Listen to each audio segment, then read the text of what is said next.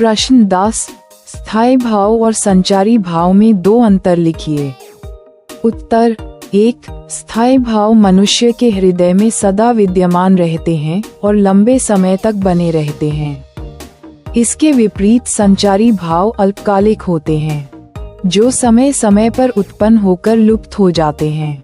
2, प्रत्येक रस का स्थायी भाव पूर्व निर्धारित होता है, जबकि संचारी भाव परिस्थितियों के अनुसार बदलते रहते हैं। इसलिए इन्हें व्यभिचारी भाव भी कहा गया है।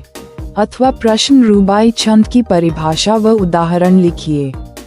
उत्तर, रुबाई उर्दू और फारसी का प्रसिद्ध छंद है, जिसमें 4 चरण समान मात्रा वाले होते हैं। पहले, दूसरे और चौथे चरण का तुकांत एक समान होता है, जबकि तीसरा चरण अलग तुकांत लिए रहता है। उदाहरण, जितनी दिल की गहराई हो उतना गहरा है प्याला, जितनी मन की मादकता हो उतनी मादक है हाला। जितनी उर की भावुकता हो उतनी सुंदर साकी है, जितना हो जो रसिक उसे है उतनी रसमय मधुशाला। प्रश्न 11, निम्न वाक्यों को शुद्ध कीजिए। आ, महादेवी वर्मा विद्वान महिला थी। ब, श्री कृष्ण के अनेकों नाम हैं। उत्तर, आ, महादेवी वर्मा विदुषी थीं। ब, श्री कृष्ण के अनेक नाम हैं। अथवा प्रश्न निर्देशानुसार वाक्य परिवर्तन कीजिए। क, वह भोजन करके विद्यालय जाता है। संयुक्त वाक्य। ख, गणित का प्रश्न पत्र कठिन है।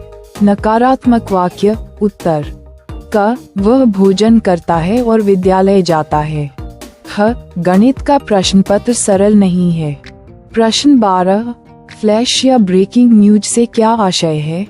उत्तर, जब किसी खबर को बहुत ही कम शब्दों में तुरंत दर्शकों तक पहुंचाया जाता है तो उसे फ्लैश या ब्रेकिंग न्यूज कहा जाता है।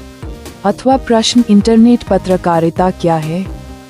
उत्तर, जब समाचारों का प्रकाशन और प्रसारण इंटरनेट के माध्यम से किया जाता है तो उसे इंटरनेट पत्रकारिता कहा जाता है। हिंदी में नेट पत्रकारिता की शुरुआत वेब दुनिया से हुई। इसके बाद जागरण, अमर उजाला, नवभारत टाइम्स, राजस्थान पत्रिका आदि समाचार पत्रों ने अपने वेब संस्करण प्रारंभ किए।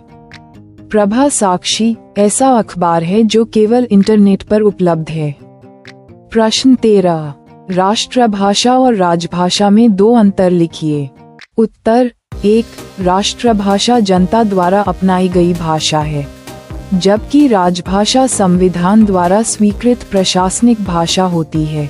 2, राष्ट्रभाषा में राष्ट्रीय एकता की भावना प्रकट होती है, जबकि राजभाषा का प्रयोग मुख्यतः शासन और प्रशासन में किया जाता है। अथवा प्रश्न शब्द गुण की परिभाषा और उसके प्रकार बताइए। उत्तर, जब किसी शब्द में उसकी ध्वनि या रूप के कारण विशेष मधुरता और आकर्षण उत्पन्न होता है तब उसे शब्द गुण कहा जाता है।